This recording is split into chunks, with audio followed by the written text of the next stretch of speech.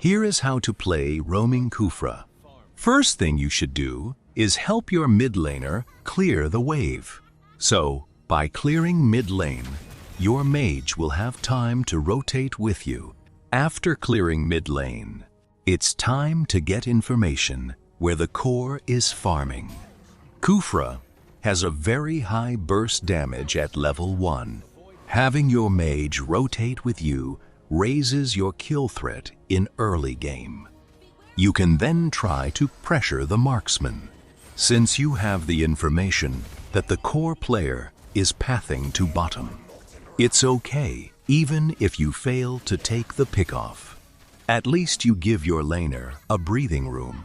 Now, instead of staying with the marksman, I will accompany Su Zhen so that she can return to mid safely. Imagine if I didn't accompany Su Zhen.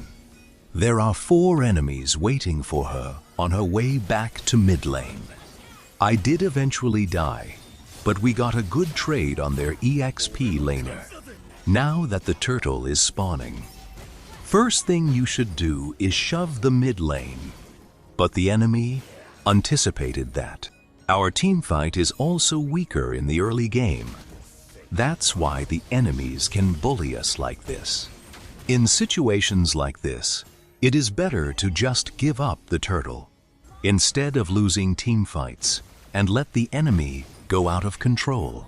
But in this game, my allies keep fighting. As a roam, I didn't have much choice but to follow up. It's better to get trades than let the allies die for nothing. Take note, this is a very risky fight, since the enemy has early game advantage in terms of heroes. Now we are back to square one. As a roam, the focus shifts on maintaining vision on the turtle pit. We also identified that Esmeralda is hard to deal with at this point. To compensate, we need to chip some of her health before the fight starts. Now that it's done, we can now start taking the turtle.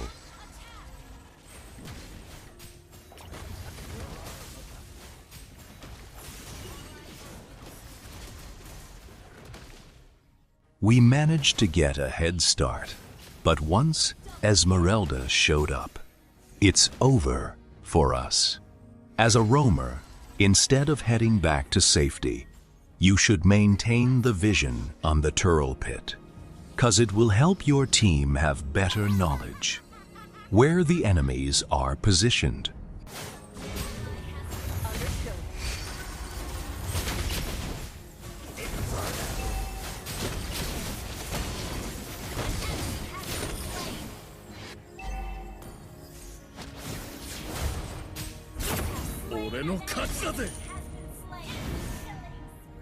In situations like this, when there is a certain enemy that gives a lot of problem, you should build an item to counter that hero as soon as possible.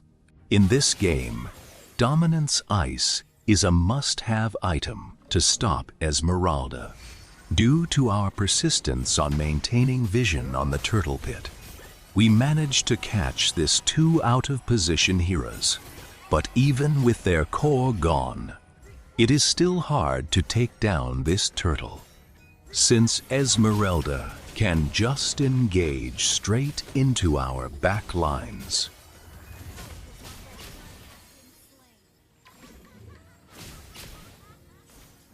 I'm also running low on mana, so I need to recall. Luckily, Hanzo has the vision control over the turtle pit. But the enemy also have information that I am low in mana. As expected, while I'm recalling, they began their engage. There's not much I can do at this point. Luckily, Hanzo managed to steal the turtle. Now my obligation shifts to securing my allies' safety as they retreat. All allies successfully disengaged, and I got a trade before I die. It's a successful first rotation, though it is so chaotic. But we are still not in control just yet, because the enemies can just run straight and kill us.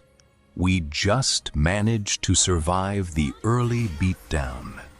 As you can see, they press harder this time. When you got a scaling team like this, as a roamer, you should maintain vision on the heroes that can burst down your allies. It's okay if you can't save all your allies. The important thing is you give at least one ally a space needed to scale. In this game, all 4 allies is scaling. So the roamer's job is to buy time, save the allies when they are in trouble, and even die if needed just to make some space.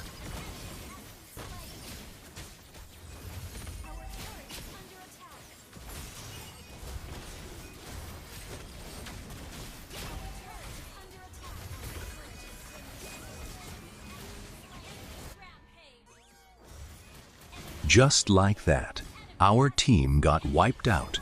Now we are losing heart, and the Lord just spawned. Our core also just got picked off.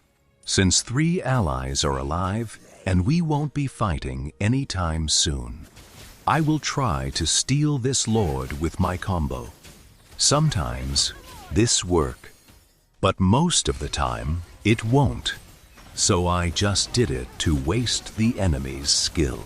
3 ultimates has been burned on that engage, meaning they are weaker when they pushed with lore.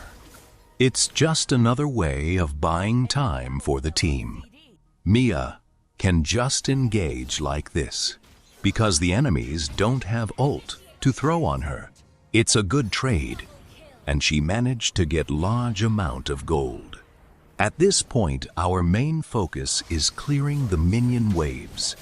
If we defend at least 1 outer turret, we can say that it is still a good outcome, considering the situation we are in.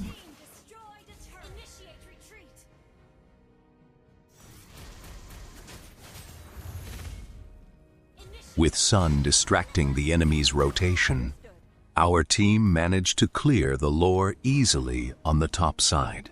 But the main problem is how should we defend this bottom side? In situation like this, it is better to just give up the turret. But in this game, we need time to scale. So, catching skills that may harm the carriers is still a good outcome. They won't be having those ultimates on their next push. It's up for my allies. How would they play around that advantage?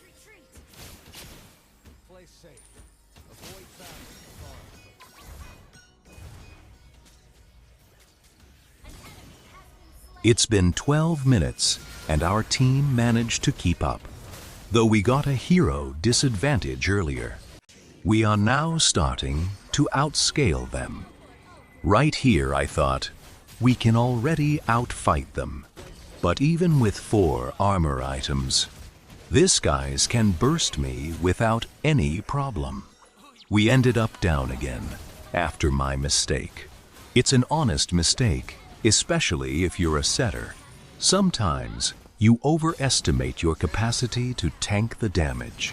Now the Lord has spawned and the enemy core got picked off. It's a big opportunity to rush down the Lord. But even with that advantage, our team is scattered around the map. Instead of flaming the team, I will just maintain vision around the Lord. As a roamer, we can just give them advantageous scenarios, but we can't control them to take it every time.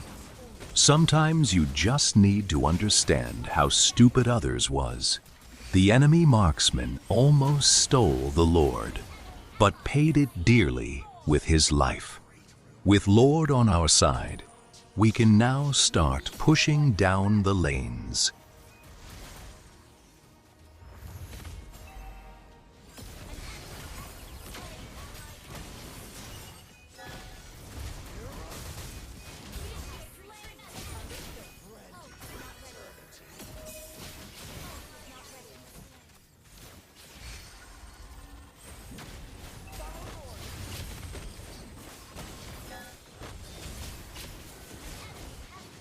At this point, the enemy still has the firepower to defend. But there is no point in rushing. As they start falling down, my team starts scaling up. The only problem here is how we could deal with Atlas and Irithel. As a roamer, it's your job to hunt those two and stop them. As you can see, one error means losing control of the game. Now, the remaining allies needs to buy time. If not, we lose the game entirely.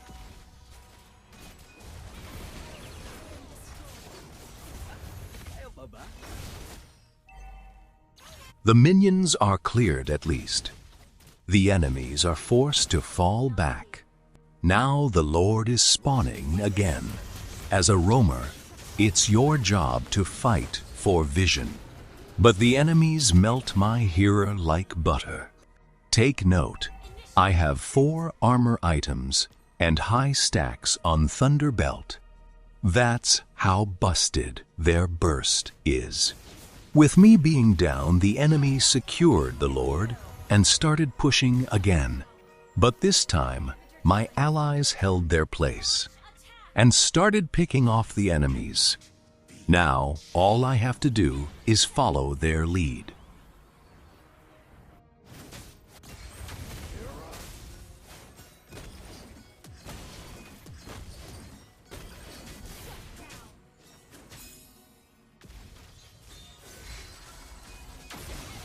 We managed to pick off 4 while defending the Lord. It gives us more space to defend, and my allies now is at their strongest form. But the enemies still doesn't succumb.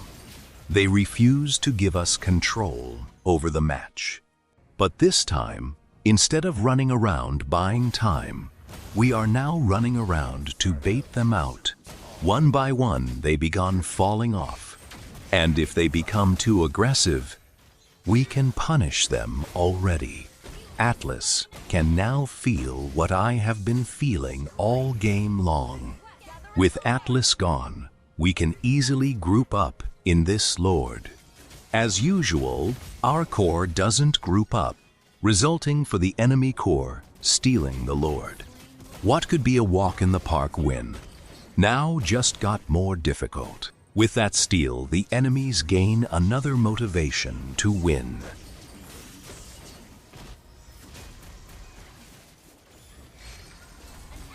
But with a set like that, I know this would be the end. 4 enemies down, and Esmeralda is the one left to defend. It's as good as rap. If you enjoyed this video, consider giving a like and subscribe to my channel. See you on my next video. Goodbye.